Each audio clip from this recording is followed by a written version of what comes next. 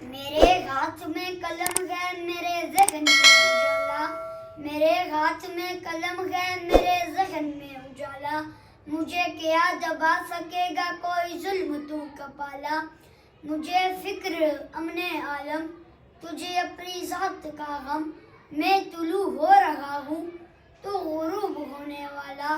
محترم صدر محفل، معزز سامعین، السلام علیکم۔ میرا موضوع سخن ہے علم کی طاقت۔ علم وہ طاقت ہے جو انسان کو جہالت، اندھیروں اور غلامی سے نجات دلاتا ہے۔ اللہ تعالیٰ نے قرآن مجید میں ارشاد فرمایا، اور کیا علم والے اور بے علم برابر ہو سکتے ہیں؟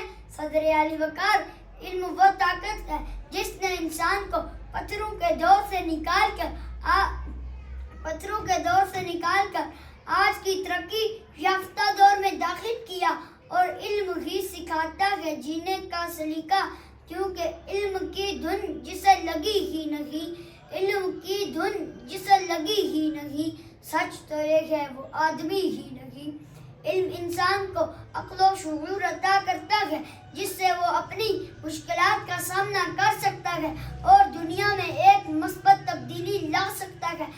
سعادت، سیادت، عبادت ہے علم، سعادت، سیادت، عبادت ہے علم، بصیرت ہے دولت ہے طاقت ہے علم۔